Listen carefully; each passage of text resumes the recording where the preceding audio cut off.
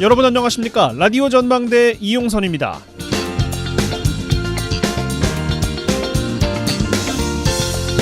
이제 대학 수학능력 시험이 2달이 채 안 남았습니다. 참 고생들 많으시죠? 요즘에 고3 교실은 그야말로 요지경이라고 하는데요. 대학 입시 전형이 천차만별이라 수능에 모든 걸 건 절박한 학생들이 있는가 하면 일찌감치 수시 원서를 넣은 학생들은 2학기 출결 사항이 입시에 반영이 안 되니까 방학이 따로 없다고 합니다. 그나마 성적이 상위권인 학생들은 수능 최저점을 맞춰야 하기 때문에 남은 힘을 짜내고 있다고 합니다. 올해도 의대, 치대, 한의대 몰림 현상이 어김없이 나타나고 있습니다. 유능한 과학자보다 무능한 의사가 낫다는 웃지 못할 이야기가 입시 현장에서 나오고 있고요. 대학 서열화를 아예 힌두교의 카스트 제도에 빗대서 의대, 치대, 한의대, 약대를 브라만이라고 한다고 하니까 참 씁쓸합니다. 재능보다 사회적 대우, 경제적 풍요를 따라가는 것을 비난할 수 없고 맹목적으로 지원하게 만든 사회적 시스템에 대한 오래된 지적도 피곤합니다. 이 정부 들어서 교육개혁을 강하게 강조하고 있어요. 사교육 카르텔만 잡으면 금방이라도 입시가 공정해지고 교육개혁이 완성될 것 같았지만 아직도 요원하죠. 교육개혁의 열쇠로 제시되는 오래된 비책은 이겁니다. 직종별로 소득 격차를 줄이고 대한민국 국민이라면 어디에서 뭘 하든지 최소한의 생활을 할 수 있게 하면 된다. 이 오래된 비책이 왜 아직도 현실화되지 않는 걸까요? 내년에도 또 같은 말 나오겠구나 이런 좌절감 생기는 것 같습니다. 오늘 라디오 전망대가 준비한 소식입니다. 지역 소식들 뉴스 브리핑 통해서 들어보고요. 매주 금요일 코너 YMCA 토론 민원 해결사 차례로 이어집니다. 잠시 후에 뵙죠.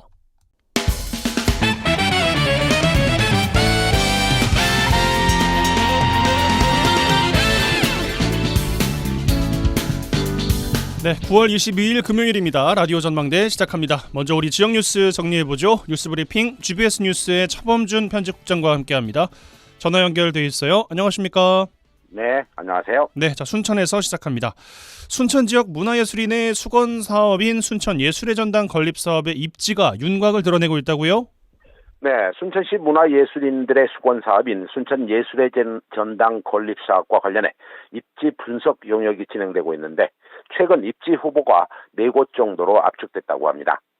순천시로부터 예술의 전당 건립 입지 후보지 검토 용역을 맡은 이 지방행정발전연구원은 최근 순천예술의 전당 입지 분석 결과 지역의 총 4곳의 입지 후보 지역을 제시했습니다. 연구원이 순천예술의 전당 건립 후보지로 제시한 곳은 순천시 연양동과 남정동, 조례동, 내곡동 일원 등 총 4곳으로 알려지고 있습니다. 연구원이 제시한 입지 후보지의 구체적인 장소는 남정동의 정수장과 조례동의 드라마 촬영장 옆 군부대 자리, 내곡동의 구삼산중학교 부지, 연양뜰 일원이 후보지로 거론되고 있습니다. 순천시는 조만간 최종 영역 결과가 나오는 대로 내년 초에 타당성 조사와 투자 심사를 거쳐 2025년 말까지 기본 및 실시 설계와 공유재산 관리 계획, 도시계획 시설 결정, 교통영향평가 등 관련 행정 절차를 모두 마무리한다는 계획입니다. 행정 절차가 모두 마무리되면 순천시는 오는 2026년 3월에 공사에 들어가 다음 해인 2027년 말까지 예술의 전당을 준공할 예정인데요. 건립되는 순천예술의 전당은 부지 36,000제곱미터에 연면적 24,000제곱미터, 지하 1층, 지상 3층 규모로 1,000에서 1,500석 규모의 대공연장과 300에서 400석 규모의 소공연장, 전시관과 시립미술관 등이 함께 건립될 예정입니다. 예, 후보지가 4곳 정도로 압축이 됐습니다. 순천시의 최근 행보를 감안하면 공공자원화시설 입지로 발표된 연양뜰 1원이 유력 후보지로 예측되고 있더군요. 네, 순천시는 연구원에서 제기한 후보지역 중 한 곳을 최종 건립 장소로 선정한다는 계획인데요. 후보지 중에 한 곳인 연양동 일원이 도로나 대중교통 접근성이 용이하고 또 인근에 대규모 주차장이 확보된 상태로 유력하게 검토되고 있습니다.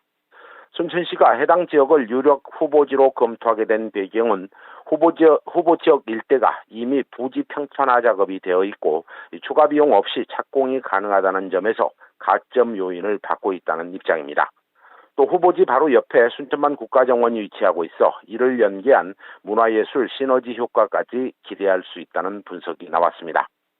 순천 예술의 전당 입지로 연양뜰 지역이 집중 거론되고 있는 이유는 해당 지역이 갖고 있는 지정학적인 장점과 함께 진행자님 언급대로 최근 순천시 공공자원화시설 입지로 연양뜰 일원이 선정된 점을 주목할 수 있습니다. 순천시가 공공자원화시설 입지를 선정하는 과정에서 가장 주안점을 둔 부분이 시설을 지하화하고 자원화시설 지상부와 주변의 시민들을 위한 대규모 스포츠시설이나 복합문화공간을 조성하겠다는 입장을 분명히 하고 있기 때문입니다. 예, 공식적으로 예술의 전당 입지가 선정되진 않았습니다만 공공자원화시설 설치, 예술의 전당 건립사업 유기적인 상호작용을 할 것 같은데 어떻습니까? 네, 진행자님 말씀대로 아직 예술의 전당 입지에 대한 순천시의 공식적인 발표나 입장 표명은 없었습니다. 하지만 순천시가 공공자원화시설 입지 지역에 복합문화공간을 조성하겠다고 이미 공언을 한 만큼 예술의 전당 입지를 선택하고 있다면 그 입지는 이미 정해진 것이나 마찬가지라는 분석입니다. 오는 2030년부터 이 법으로 직매립이 금지되기 때문에 그 전에 자원화시설을 완공, 가동해야 하는 순천시의 상황을 감안하면 자원화시설의 설립 시기와 순천 예술의 전당 건립 일정이 겹치고 있다는 점도 입지를 예상해 볼 수 있는 근거가 되고 있습니다. 이 공공자원화시설과 예술의 전당, 주민들이 피하고 싶은 시설과 원하는 시설이 같은 장소에 공존하게 되는 셈인데요. 최근 공공자원화시설 주변에 주민들이 반발 수위를 높여가고 있다는 점에서 투트랙 방식의 순천시의 계획이 주민들을 설득할 수 있는 계기를 만들 수 있을지 시간을 두고 상황을 봐야 될 것 같습니다. 예, 알겠습니다. 자, 광양으로 가겠습니다. 광양시가 지역 하천의 폐기물을 무단으로 투기하다가 적발된 업체에 대해서 고발 조치 등 강력한 행정 조치를 취하고 있네요. 네, 광양시가 최근 지역의 한 폐기물 처리 수집 운반 업체가 지난달 말 생태하천 복원 사업이 추진되고 있는 광양시 옥곡면 옥곡천의 폐합성 수지를 무단 투기하다 적발됐다며 사실관계를 조사해 해당 업체를 사법당국에 고발하겠다고 밝혔습니다. 보도에 따르면 광양시는 지난달 말 해당 폐기물 처리 업체가 폭우가 쏟아지는 날 새벽에 옥곡천에 스티로폼과 폐합성 수지를 투기해 해당 폐기물이 하천을 오염시켰다며 해당 행위를 고의적으로 폐기물 투기를 한 행위로 보고 있습니다. 광양시는 해당 업체가 불법으로 하천에 폐기물을 투기한 당일 많은 비로 하천 수위가 높아진 상태에서 유속이 빨라지면서 이 투기 장소에서 무려 6km 정도까지 폐기물이 퍼져나갔고 이후 오탁 방지막에 걸린 폐기물 조각들을 일부 회수했지만 일부는 오탁 방지막을 넘어 강 하류까지 퍼져갔다고 밝혔습니다. 예, 최근 언더독 시간에 백성호 광양시 의원과 이 문제 짚어본 기억이 나는데 고의든 고의가 아니든 하천의 폐기물이 버려진 상황에 대한 책임이 가볍지는 않을 텐니다. 그때 이야기를 듣기로는 그 폐기물 투기 혐의에 대해서 업체 입장은 듣지 못했는데 업체 입장 어떻습니까? 네, 해당 업체의 하천 폐기물 투기는 하천 주변 마을 주민의 신고로 적발됐는데요. 마을 주민의 신고를 받은 광양시와 해당 지역구 시의원은 해당 업체 차량에서 투기된 폐기물과 업체가 불법 보관하고 있던 폐기물이 같은 종류임을 확인했고 업체에 대해 우선 영업중지 1개월의 행정조치를 내린 상황입니다. 주민들은 사람들의 이동이 적은 새벽 시간에 폐기물 수거 운송 차량의 화물칸이 하천을 향해 열려 있었고 하천 방향으로 화물칸 커버가 열려 있었다는 점을 들어 고의적인 폐기물 투기로 의심하고 있습니다. 광양시는 주민 신고가 접수되자 해당 업체를 찾아가 폐기물 투기 행위를 추궁했고 이 업체가 처음에는 투기를 하지 않았다고 부인하다가 이 증거 사진을 제시하자 그때서야 화물칸에 고인 빗물을 빼는 과정에서 실수로 폐기물이 하천으로 유출되었다며 말을 바꿨다는 입장입니다. 예, 그러니까 새벽 시간에 그것도 하필이면 하천 옆에서 화물카 짐칸에 빗물을 빼내려 했다는 주장인데 글쎄요, 황당하지만 증거를 제시하니까 그제야 이제 실수다라고 변명하는 것도 왠지 믿업지가 않아요. 네, 광양시는 업체를 방문해 폐기물 하천 투기 사실을 확인하고 영업중지 조치와 함께 업체를 대상으로 유출된 폐기물을 수거하도록 명령했고 수거 상황을 계속 확인하고 있다는 입장이고 행정조치와는 별도로 무단 투기 부분에 대해 추가로 법적 조치를 진행하겠다는 입장입니다. 이번 폐기물 수거 업체의 폐기물 하천 무단 투기에 대해 지역 일부에서는 수사를 통해 업체의 실수인지 고의인지 여부를 확인해 엄중한 처벌을 내려야 한다는 입장입니다. 하천에 폐기물이 유출되자 옥곡면 마을 주민들과 마을 사회단체 회원들이 하천에 있는 폐기물 수거 작업을 진행하고 있는데 하천 전체에 대한 폐기물 수거에는 상당한 시간이 소요될 것으로 보입니다. 네, 뉴스브리핑 GBS 뉴스의 차범준 편집국장과 함께했어요. 고맙습니다. 네, 고맙습니다.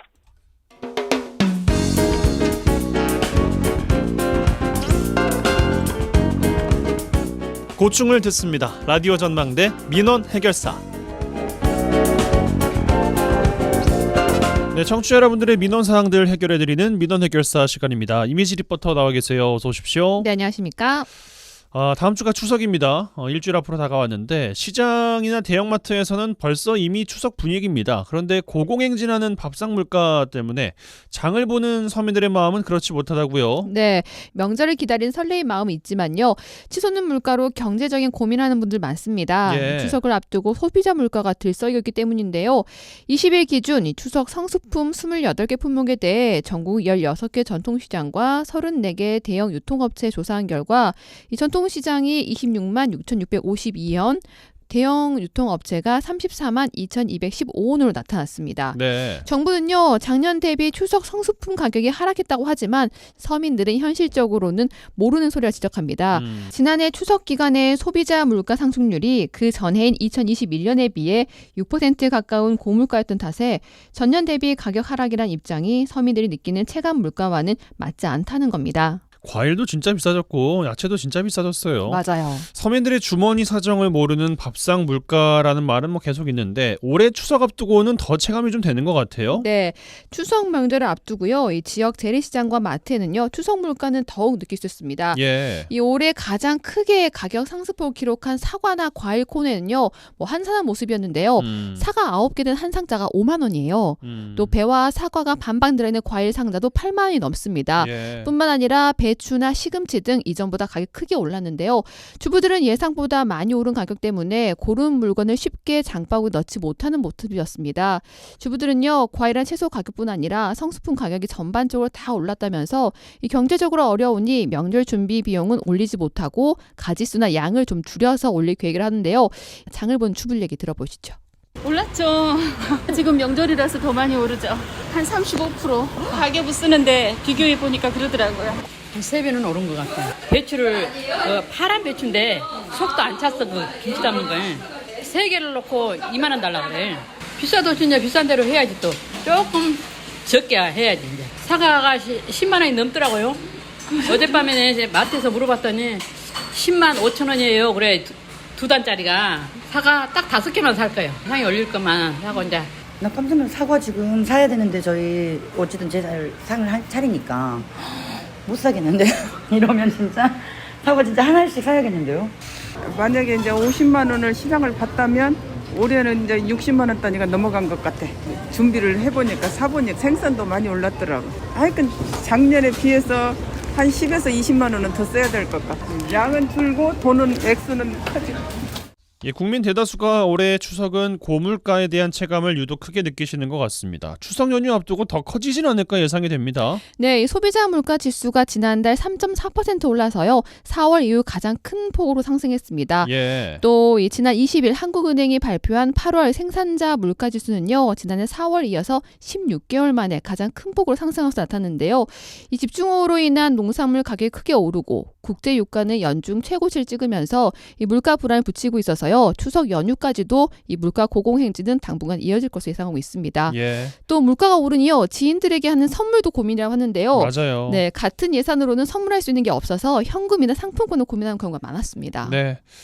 대형마트나 하나로마트 이런 곳들 가보면 추석 한 달 전부터 선물 세트 진열이 됩니다. 그런데 이런 상품들 가운데서 과대 포장을 한 것들을 많이 볼 수 있는데 이 명절 앞두고 과대 포장에 대한 지적들도 있다고요? 네, 주변 지인들에게 마음을 전하는 선물 세트 많이 이용하는데요. 이 과대 포장으로 명절을 지내고 난 이후에 이 종이 박스나 플라스틱으로 쓰레기장에는 거대한 명절의 흔적이 남습니다. 맞아요. 이 시민들은 막상 상자를 열어보면 물건은 몇 개 되지 않고 물건이 차지하는 공간보다 종이나 플라스틱이 더 큰 비율을 차지한다고 지적하는데요. 이제는 환경을 위해서 과대 포장을 줄여야 한다고 얘기하고 있습니다. 환경을 많이 생각하지는 않지만 좀 간소하게 하면 좋죠. 포장을 그렇게 해야지 조금 이제 고퀄리티해 보이니까 줄여야지 이제 그럼. 명절 지나고까지 갈 거 없어요. 일요일만 되면 아파트 쓰레기통이 넘쳐나요. 저기 재생지로 한다거나 좀 연구를 해서 좀 겉은 화려한데 속은 좀 별로인 거 이거 개선해야죠. 많이 줄어들었는데 그래도 아직은 뭐 인쇄니 뭐니 그 박스를 만드는데 돈이 들어갈 거 아니에요. 그러니까 너무 그렇게 화려하게 할 필요가 없죠. 차라리 물건값을 조금 더 내려주는 게 국민들한테는 더 도움이 될 것 같아요. 예, 여수시에서는 이런 민원들로 추석을 앞두고 이런 과대 포장에 대한 집중 점검에 나섰어요. 네, 여수시는요 한국환경공단과 합동으로 과대포장 집중 점검에 나섰습니다. 준 대형 점포를 대상으로 명절 선물 세트와 제과, 화장품, 왕구, 주류, 1차 식품들에 대해서 포장 재질 및 포장 방법 준수 여부를 조사합니다. 예. 이 포장 횟수가 과도하거나 제품 크기에 비해서 포장이 지나치게 큰 제품 등을 조사하고 기준을 위반했을 경우 과태료를 부과한답니다. 그렇습니다. 과대 포장에 대한 이야기까지 전해드렸습니다. 모쪼록 명절 잘 보내시고요. 명절 이후에 뵙겠습니다. 민원 해결사 이미지 리포터와 함께했어요. 고맙습니다. 네, 감사합니다.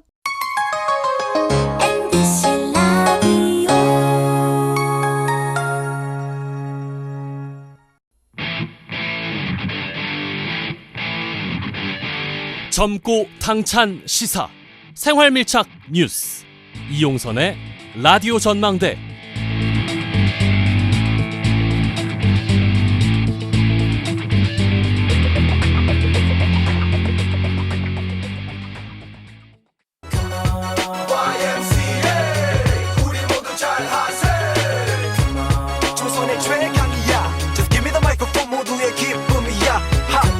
더 이상 짜고 치는 고스톱은 없다. 우리도 대본 없이 토론한다. 여수 순천 YMCA 김대희 김석 사무총장 두 분, 지역 대표 스피커 두 분 모셨습니다. 어서 오십시오. 네, 안녕하십니까. 네, 안녕하세요. 나마스테. 잘 다녀오셨어요, 인도는? 너무 잘 다녀왔고요. 아시아 태평양 YMCA 총회 총회 좀 단조로운 시간이잖아요. 근데 저는 이제 미션을 좀 가지고 왔습니다. 네. 후쿠시마 오염수 관련된 그것에 대한 동의를 얻기 위해서 인증샷을 100명과 찍겠다. 네, 성공했고요. 성공하셨어요? 네, 다만 일본 친구들 중엔 한 명만 동의를 하고 나머지 분들은 잘 안 해주시더라고요. 그리고 또 다양한 방식의 교류나 이런 내용들을 통해서 100장의 명함을 가져서 다 교류하기로 했는데 그것도 하기로 했고 또 제가 또 대금을 가져가서 문화공연을 했지 않습니까? 그러셨어요. 아주 극찬을 받고 왔다는 말씀 드리고요. 대금을 할 줄 아십니까? 맞아요. 송윤아 아나운서 때 그랬구나. 제가 대금을 연주할 줄 압니다. 정말요. 또 하나는 또 여수 YMC가 이번에 상을 받았어요. 여수 YMC에서요? 네. 예. 티모르 YMCA를 지원해줬다고 해서 감사표를 받았는데 대신 받아왔네요. 제가 대신 받아왔습니다.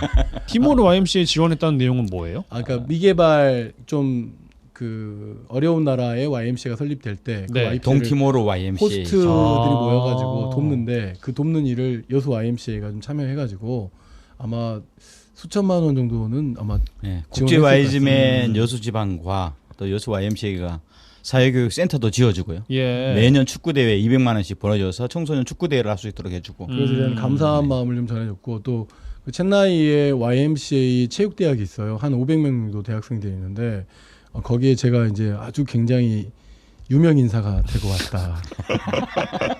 인도는 제 스타일이더라고요. 무질서 속에 질서가 있고 그 엄청난 에너지를 다 받아와서 왜 이제서야 인도를 알게 됐을까. 이제라도 알게 된 게 뭐 다행일 수도 있고. 그럴 수도 있죠. 언제 한번 대금 가지고 나오셔가지고 한번 들려주세요. 그렇습니다.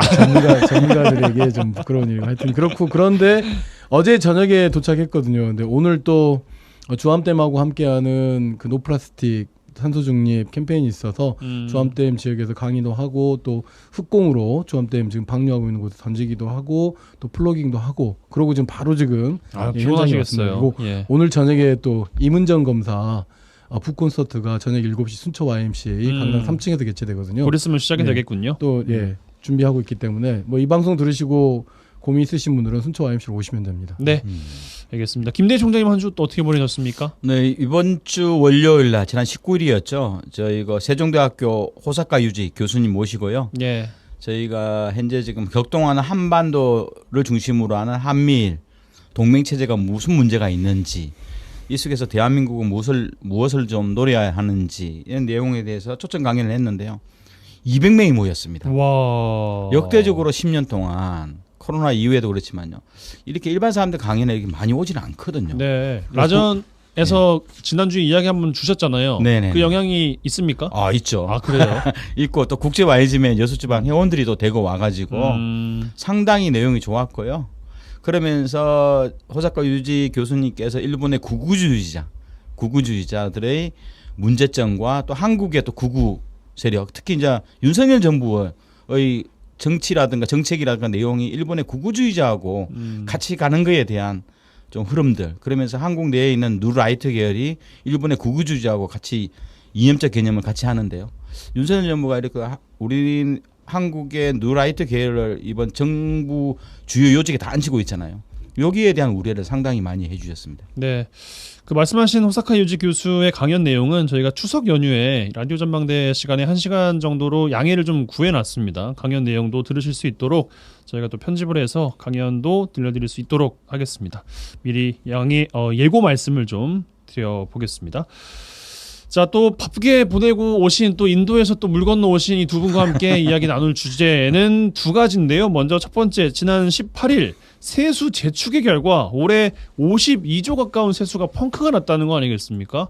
뭐 그야말로 뭐 역대급이다 이런 말도 나오고 있는데, 지방정부 살림은 더 걱정입니다. 지방교부세가 줄어든 데다 자체 세입도 줄었기 때문인데, 정부는 통합재정 안정화기금 사용 한도와 지방채 발행 요건을 완화하도록 한다고 합니다. 과연 이러한 조치가 도움이 될지 두 분의 의견 들어보겠고요. 또 한 가지 주제는 여수와 남해를 잇는 해저터널 사업이 올해 말 12월에 착공 예정인데, 주민설명회가 최근에 있었어요. 9월 중순에 있었는데 파행을 겪고 있고요. 남해군이 해저터널 완공 이후를 대비하는 아주 바쁜 가운데 여수시는 도대체 뭐하고 있냐, 뭐 이런 이야기들이 나오고 있습니다. 내용까지 함께 짚어보겠습니다. 자, 먼저 첫 번째, 내년도 지방정부 살림 걱정인데 순천시, 여수시 지방교부세 감소와 세액 감소 어떻게 보고 계신지 먼저 김석 총장께 순천 현황 들려주시기 바라겠습니다. 돌아왔더니 뭐 아주 격변의 뭐 정치적 환경과 그다음에 세수 부족에 따른 지방 재정의 살림이, 지방 정부의 살림이 아주 굉장히 큰 폭으로, 아니 큰 폭이 아니라 굉장히 충격적인 사건이죠. 이런 거는. 그러니까 세수가 59조 1천억이 안 거치는 것까지는 이해가 되는데, 대체적으로 지방 정부에 대한 재정들이 의존 재원, 그러니까 국비에 의해서 의존 재원으로 운영되거든요. 그러니까 지난해 순천시가 지방 교부세로 받은 돈이 7천억 원 정도 돼요. 그러니까 전체 실제 세입 예산 중에서 절반이 좀 못 되는 금액이란 말입니다.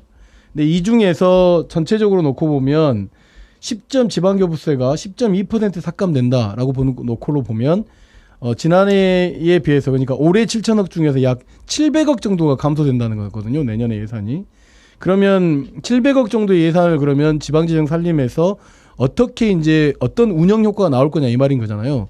그럼 결국은 경상경비 쪽 예산을 대폭 줄일 수밖에 없는 것이죠. 그러니까 대체적으로 예산이 복지 쪽이나 농업 뭐 이쪽 예산으로, 그러니까 지원 예산으로 국비하고 도비하고 시비가 나름대로 이렇게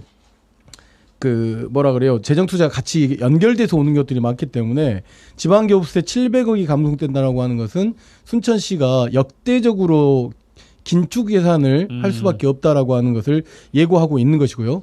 이 중에서는 결국은 어떻게 되냐면 경비성 예산들, 예를 들면 그러니까 순천시 예산이 전폭 들어가는 예산들 있잖아요. 순천시 자체 사업들을 할 수 있는 나름대로의 규모의 사업들을 대폭으로 줄일 수밖에 없는 상황이 되는 것이다. 그리고 가령 진행되고 있을 대규모 개발 사업들 같은 경우는 잠시 잠깐 한 텀 쉬어갈 수밖에 없는 그런 굉장히 좀 어려움에 좀 처해 있는 건데, 그래서 오늘 살펴보니까 일단 순천시 대표적인 대규모 사업이 신청사를 짓는 사업이잖아요. 신청사를 짓는 사업 같은 경우는 일단은 뭐 건립기금이 이미 마련되어 있기 때문에 추진데 큰 제약은 없을 것이다라고 하지만 다른 부분에서 신규 사업으로 추진되는 사업들은 이 700억 정도의 감소분에서 굉장히 좀 뭔가 좀 그 연결되어 있고 관계성이 있기 때문에 차질이 불가피하다. 내년도 예산 운영에 굉장히 큰 차질이 있을 거고 올해 그 순천시 의회의 예산 심의가 생각보다 시끄럽고 생각보다 굉장히 좀 어려운 환경에 좀 처할 수 있을 것이라 그렇게 예상될 수 있을 것 같습니다. 예. 뭐 여수시도 상황은 비슷하지 않습니까, 김대희 총장님? 네, 그렇죠. 실제로 내년도 지방교부세가 올해보다도 한 12% 정도 적게 편성한다면 최근에 이제 정기명 여수시장님 만났어요. 이제 속된 말로 내년 예산 중에 1,300억을 여수시가 줄여야 된다는 거예요. 와. 그럼 신규 사업은 전혀 못 하는 거고요. 예. 신규 사업은 하나도 못 들어오고 기존 사업에서 1,300억을 줄여야 되니까 특히 이제 우리가 선박라면을 앞두고 있잖아요. 관련된 국비 예산 전에 삭감되었고요. 그랬죠. 그리고 하다못해 우리가 이제 논란은 있었지만 경도의 미래에세 그 도로. 예, 연도교 아마 그 예산도 못 할 겁니다. 왜 없으니까 이제 뭐 이런 식으로 하는데 여수시도 보면은 작년 예산이 1조 6천억이었어요. 그중에 가장 많은 영역이 중앙정부 보조금이 한 5,800억이고 두 번째가 4,500억 정도가 지방교부세거든요. 지방교부세는 뭐냐 하면 쉽게 말해서 우리가 세금을 내잖아요.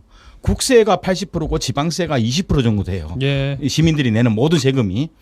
그런데 이제 이게 지방정부나 중앙정부 세출 예산을 보면 아마 40% 정도를 중앙정부가 지출하고 60%를 지방정부가 지출하니까 이게 세금은 없는데 지출하는 거잖아요. 그래서 보통 지방정부 예산의 70%를 국가가 중앙정부 보조금이나 지방교부세로 줘서 이 돈 가지고 운영을 하게 되거든. 사업을 하게 되니까 결국은 국세 영역에서 한 53조, 56조 정도가 줄어드니까 지방 예산 전혀 없는 거죠. 이런 상황에서 여수시도 지금 지방교부세 영역에서 대폭 줄어들고 하니까 제가 봐도 1,300억, 순천이 800억이라 그랬나요? 700억. 700억. 광양시도 한 예상하는 게 700억 그렇죠. 정도인데 제 생각에 늘어날 거라고 생각해요. 왜냐하면 지방세 영역이 또 감소를 하거든요. 주택 거래가 없잖아요. 요즘은 네. 건설 경기가 없으니까 여기서 줄으니까 아마 광양도 한 500억 이상은 줄이기 시작하면 이거 신규 사업 못 하는 겁니다. 아니 지방세 수익 관련해서는 어쨌든 이게 지방교부세는 다른 규모의 예산이기 때문에 그게 줄어드는 규모는 예측이 가능한 건데 지금 현재는 지방교부세 그러니까 정부에서 내려오는 지방교부세에 줄어드는 문제이기 때문에 그건 좀 다른 문제일 수 있습니다. 일단 지방교부세는 국세가 대부분이라 그랬잖아요. 네. 국세 중에서 20% 정도를 한 19%에서 20% 정도를 지방재정교부금이라 해서 지방정부에 일괄적으로 주는 금액이거든요. 네. 이제 국세를 많이 걷었으니까 이 중에서 한 20% 정도는 너 지방정부 나눠줄게 해가 나눠주는 돈이거든요. 예. 근데 여기서 줄어들어 버렸으니까 지방정부는 사실상 답이 안 나오는 구조다 이렇게 생각을 합니다. 이 구조는 뭐냐면 그 지방교부세가 그 감소되는 것은 세수 예측을 정부가 잘못했기 때문에 그런 그렇죠. 거거든요. 그러니까 정부가 들인 세금에서 전체 예산 중에서 8을 정부가 쓰는 돈이고 2를 지방정부가 쓰는 돈인데 이게 그 돈입니다. 네. 그러니까 뭐냐면 그동안 이걸 균형을 맞추기 위해서 7대3, 6대4는 이게 비율이 조정이 전혀 되지 않은 것이죠. 그러니까 이게 이제 얼마나 그 걱정스러움으로 다가오게 되냐면 신규 사업, 단계별 사업이라 하더라도 지방비가 일정 부분 포함되어 있는 부분은 지방비로 대체해서 그 부분을 사업을 할 수가 있는데 정부의 세입으로 정부에서 내려와야 될 지방교부세가 내려오지 않음으로 인해서 생기는 문제들이 발생되기 때문에 이게 올해 내년은 어떻게든 버틸 수 있을지 몰라요. 근데 세수 예측이 올해처럼 59조 1천억이 빵꾸가 나버리면 죄송합니다. 1천억이 결손 부분으로 예측이 돼버린다고 하면 이게 더 증가될 수도 있는 부분이 있거든요. 그러면 더 심각해진 건 내후년 예산입니다. 알겠습니다. 네네. 아까 지방교부세 영역도 있지만 여수시 1조 6,800억 중에서 1조 800억이 중앙정부에서 주는 돈이에요. 보조금이라든가 아까 지방교부세. 네. 근데 보조금 아직 얼마를 줄일지는 아직 연락이 안 왔거든요. 대폭 줄인다고만 이야기해요. 30% 이상. 그러면 결국은 여수시 작년 예산 중에서 1조 800억이 중앙정부인데 저는 아마 1조 3천억, 1,300억보다 더 많은 돈들이 안 들어올 거다. 이렇게 보는 거고 여수시는 한 6천억 정도만 지방세라든가 자체 세원으로 운영되는 이런 곳이기 때문에 심한 경우에는 일반 운영비나 인건 비용에도 영향을 줄 수도 있다고 봐요. 네. 그 대책으로 내놓는 것이 정부가 통합재정 안정화기금 사용 한도를 완화해 주겠다. 그리고 지방채 발행 요건도 완화해 주겠다. 일단 위기를 넘겨보자. 라는 것인데 일단 빚내서 써라라는 거 아니겠어요? 그러니까 빚내서 미리 그러니까 대출을 받으라는 거거든요. 예. 이게 이 말은 마치 중앙 정부가 무슨 재정의 어려운 여건을 책임져 주는 게 아니라 버틸 수 있다고 한다면 너네가 좀 지방채를 버텨봐. 통해서 버텨서 그러니까 예를 들어서 국가가 국채를 내듯이 지방정부가 지방채를 내는 거거든요. 이런 방식으로는 윗돌패서 아랫돌 막으라는 거고 똑같은 거기 때문에 말이 안 되는 정책이고 말장난에 불과하는 겁니다. 그리고 보통의 지방채를 발행한다고 했었을 때도 대체로 지방재정이 어려운 그러니까 대규모 도시들은 가능해요. 개발 행위들이 있으니까 뭐 취득세 받거나 이렇게 하면서 그것을 이렇게 나름대로 이렇게 커버할 수 있다고 보여지는데 작은 시 그리고 군 단위 같은 경우는 지방세 발행 엄두조차도 내기가 어렵습니다. 그리고 그 조건 자체가 상당히 좀 까다롭기 때문에 쉽지 않고요. 이건 결국 뭐냐면 말 그대로 지방정부가 지방채를 남발하는 형태로 지방정부를 운영하게 돼버리면 결국은 모라토리엄 선언하는 거 거의 비슷한 거거든요.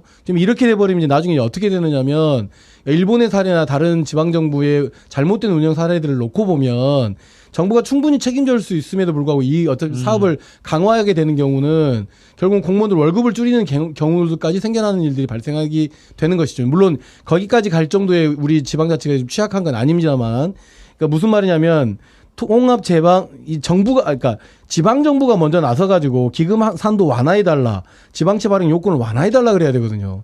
근데 거꾸로 정부가 세수가 이번에 예측이 불가능하니까 지방교부세가 줄어드니까 각 지방마다 거의 10.2% 지방교부세가 줄어들 것 같으니까 이거를 지방채 발행을 요건해서라도 일단 부족한 예산을 써라라고 하는 것은 이거는 그야말로 지방자치 제도의 근간을 흔드는 일이라고 저는 그렇게 생각합니다. 네.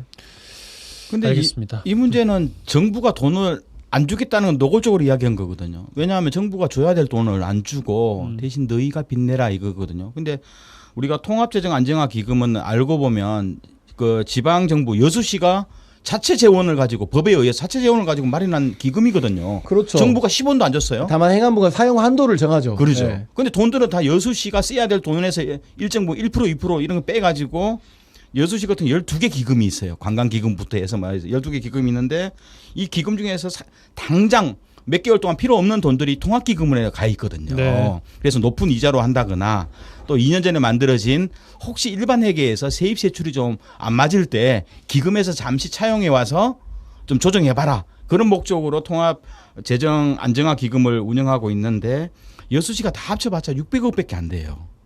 600억 중에서도 통합재정과 관련 기금에서 당장 쓸 돈이 한 절반 정도 돼요. 이거 그러면 300억밖에 없거든요. 네. 300억 가지고 당장 지금 1,300억을 줄여야 되는데 300억은 진짜 은발의 오줌 누기처럼 적은 액수인 거고요. 그리고 지방채. 여수시는 한 4년 동안 지방채가 제로예요. 이게 쉽게 말해서 빚이 없었어요. 근데 지방채는 초기에 굉장히 까다로워요. 지방정부가 특정 사업을 할 때에만 지방채를 발행하고 돼 있거든요. 여기는 운영비나 인건비는 10원도 안 쓰도록 강력히 제어를 했던 거거든요. 예. 그게 한 20년 동안 그렇게 해왔었어요. 그러니까 야 중앙정부가 돈을 안 줄 테니까 너희들 이거 지방채 발행해서 너희들 인건비 줘라. 너 전기료 없지? 전기료 운영비 써라 이러거든요. 이거 진짜 이건 이해가 안 되는 영역이거든요. 알겠습니다. 뭐 부자 세금 깎아줘서 생기는 일이다. 뭐 세수 계산도 잘못했다. 여러 가지 공방들이 있습니다만 어쨌든 현재 상황은 굉장히 위기다라는 진단 두 분께서 네. 굉장히 심각한 충격이다라는 네. 발언까지 주셨는데 그럼 지자체 자체적으로 할 수 있는 없습니다. 것은 없어요? 네, 없습니다. 왜냐하면 단언하시네요. 굉장히. 네, 제가 의원을 해봤잖아요. 예. 세입 예산을 늘리는 방법이 여러 가지가 있는데 지방세 수입을 높이거나 세외 수입을 높여야 되는.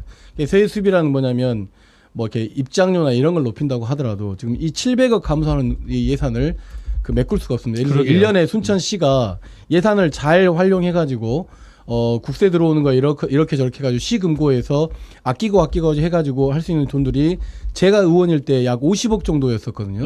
그 50억 이외에 세외 수입이라고 하는 건 정원박람회 입장료 또는 뭐 순천만 입장료 다른 형태의 세외 수입 요건을 만들지 않고서는 이 700억 감소에 대한 부분을 절대 마킹할 수 없고 그리고 더군다나 재정 자체가 다른 자치단체와의 교류 방식으로 진행되고 있지 않고 각각 독립적 지방자치 제도를 운영하고 있기 때문에 그것 자체가 이렇게 우리가 생각하는 방식으로 그렇게 하면 되지 않겠느냐라고 하는 것을 예를 들면 되지만 우리가 국가 제도가 그렇게 되어 있지 않습니다. 그래서 오랫동안 우리가 이야기해왔던 것이 분권, 자치분권 이야기하면서 국가의 재정이 너무 많이 지방재정이 의존재원으로 국가에 기속되어 있기 때문에 이 기속되어 있는 이 재정과 관련된 문제를 6대4나 5대5로 낮추자라고 했던 강하게 요구했던 게 지금 현재 이런 방식으로 드러나는 거란 말입니다. 무슨 이야기냐면 정부가 대체적으로 진행하고 있는 큰 사업들을 59조 1천억 원 안에서 줄이면 되지만 지방정부는 몇 개입니까? 그러니까 굉장히 좀 현재 심각한 상황이 될 수 있고 알겠습니다. 한 해 700억이지만 그 다음에는 어떻게 할 거예요?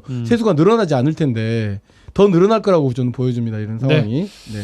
알겠습니다. 첫 번째 주제 시간은 좀 저희가 많이 할애해서 이 정도로 정리해 보고요. 다음 주제로 넘어가 보겠습니다. 여수 남해간 해저터널 사업 논란인데 여수 신덕 남해군 서면을 육상과 해저로 연결하는 사업입니다.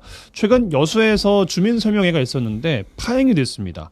노선 공사 계획이 남해군으로 과도하게 치우쳐서 설계가 됐다 이런 주장들 나오고 있고 투자 예산도 형평성에 어긋난다 이런 주장을 여수 인근 주민들이 하고 계신 겁니다. 김대희 총장님 어떻게 이 지적에 대해서 판단하십니까?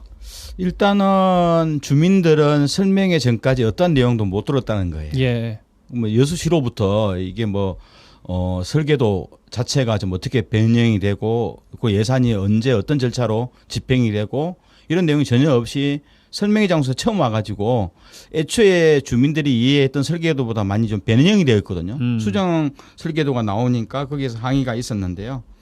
어떻든 남해군은 그 핵심 전략 추진 사업단을 만들어서 이 속에 해저 터널 팀이 있거든요. 해저 터널 팀이 있어서 좀 차분하게 국토교통부하고 좀 논의하면서 사항들을 좀 주도 면밀하게 준비했었는데 여수시가 주민들 말처럼 설명회 때 어떤 이야기도 듣지 못한 상황에서 주민들이 좀 여러 가지 서운함들, 그 정보에 대한 좀 미흡들, 정보 자체가 부재된 거에 대한 항의들 이런 것이 좀 나오지 않았나 좀 생각을 하고요.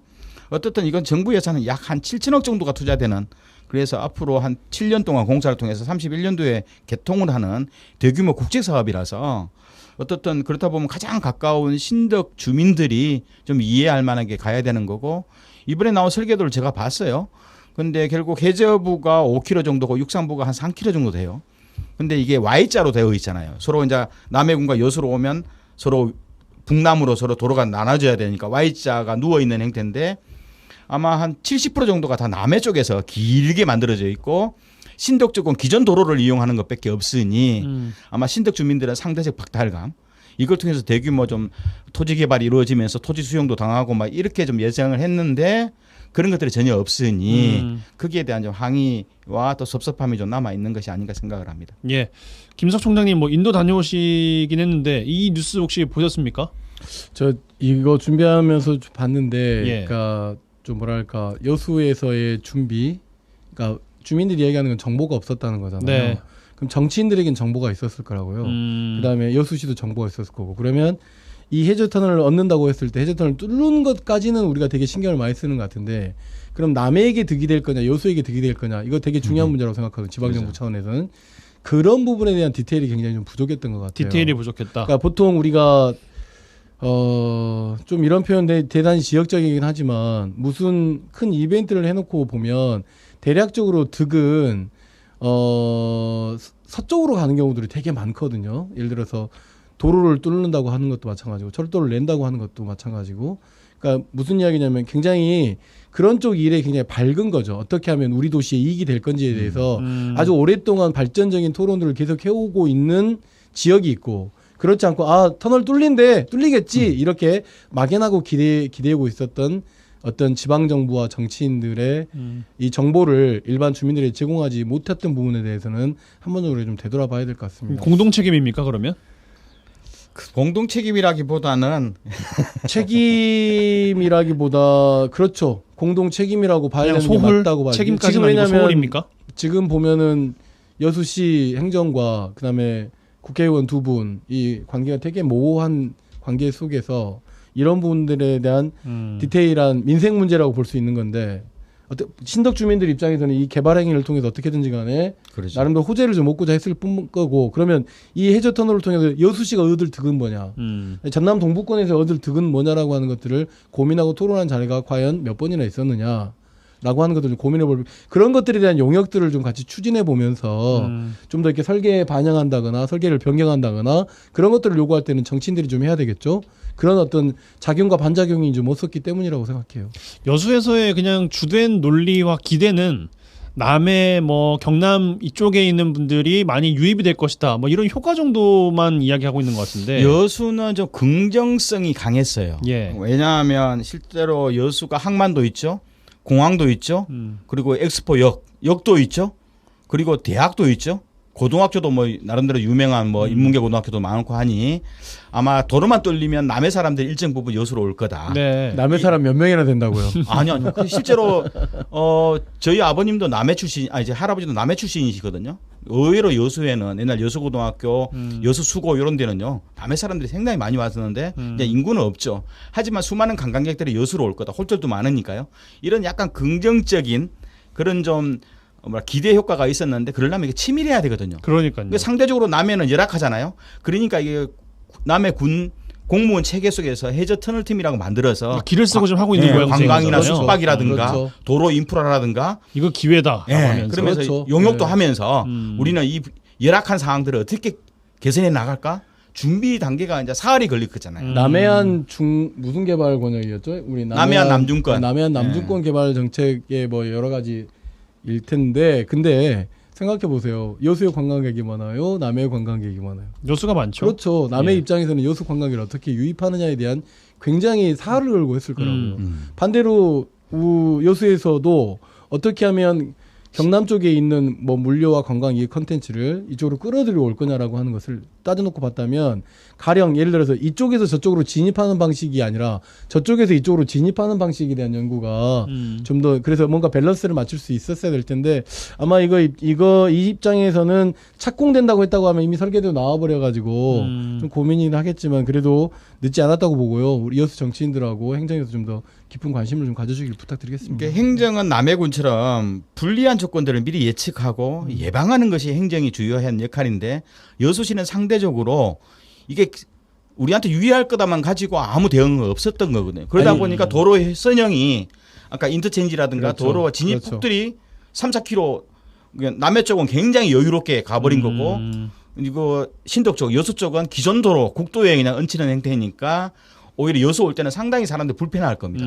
교통 체증이 일어날 거고 예. 남해는 쭉 빠지면서 수많은 뭐 독일 마을이라든가 남해 유명한 관광지들로 아마 차량들이 도로 선행까지도 같이 연결을 시켜버리니까 저는 이제 이 상황에서 늦지 않았다고 보고 어쨌든 상생 방안을 같이 마련하는 게 좀 필요할 거라고 보여집니다. 그렇죠. 그래서 어쨌든 지금은 여수에서 남해 넘어가기는 되게 좋은데 남해에서 이쪽 들어오기는 되게 어려운 조건이기 때문에 그런 것들을 잘 고민해야 될 것 같고 그다음에 그렇습니다. 네. 근데 현실적으로 이렇게 두세 개의 지자체가 걸려 있는 국토개발 영역은 중앙정부뿐만 아니라 이 자치단체 간에 서로 합의를 할 필요는 있어요. 성정 간에 한 달에 한 번씩 두 달에 한 번씩 만나서 솔직히 다양한 자기 지역 주민들 이해 요구는 다 달라요.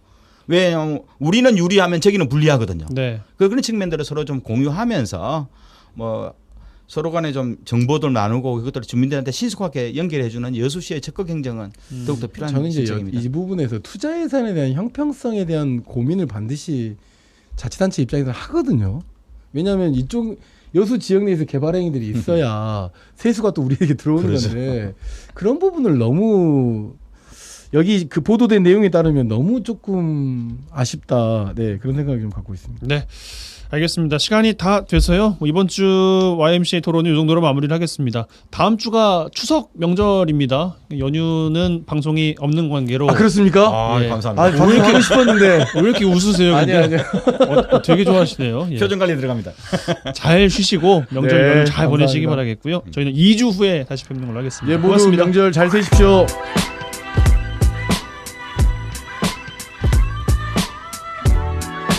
네, 9월 22일 금요일 라디오 전망대 오늘 준비한 소식은 여기까지입니다. 오늘도 고생 많으셨습니다. 이번 주도 고생 많으셨습니다. 주말이네요. 주말 재충전 잘 하시기 바라겠고요. 다음 주 월요일에 인사드리겠습니다. 다이나믹 듀오의 19 흐르고 있어요. 끝곡 들으시고 주말 잘 보내시기 바라겠습니다. 이용선이었습니다.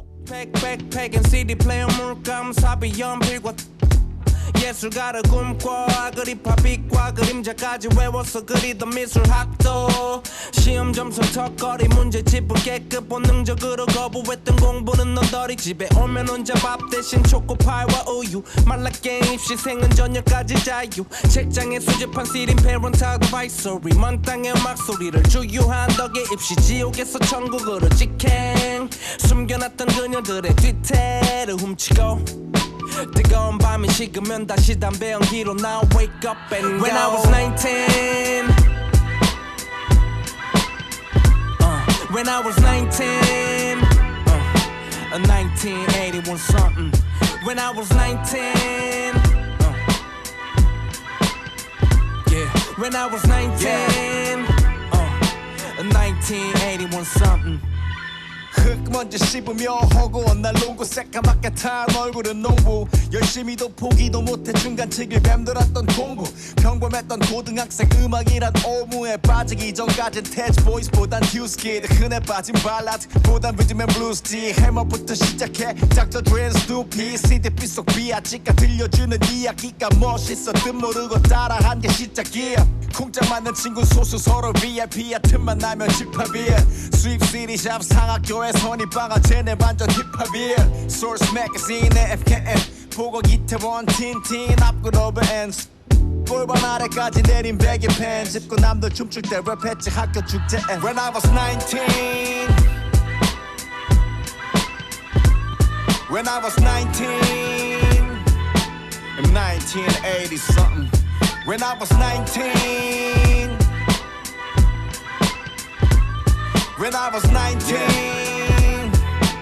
1980 something 부모님 권고 딱지 붙은 수입 랩 CD들 못 참고 참고서 살 돈으로 사던 모질이들 아끼고 나누고 받고 다시 듣던 깐부 또래 친구들을 담배 물고 큐대 들고 장구 칠때 연습했지 어설프니 빵구 남들 다 듣는 가요는 콧방구 두 귀를 헤드폰으로 막고 세상을 무시했지 외로운 외골수들 서로를 의지했지 IMF 버튼 부모님의 헛수 부자 동네에서 용돈 부족하게 컸어 또 신호등 건너 현대 아파트 사는 친구들도 눈에 노린 cocaine Listen to the Joe see it 물려받 DMX 집 축제 공연에서 Ice Cube gangsta rap cover 후에 영어쌤 줄 받다와 불사다고 맴매 다시 이어진 성수대교 아래에서 맥주도 캔 세 캔 네 캔 일단 대학부터 가자 다짐하고 담배 연기로 나 wake up and go When I was 19 When I was 19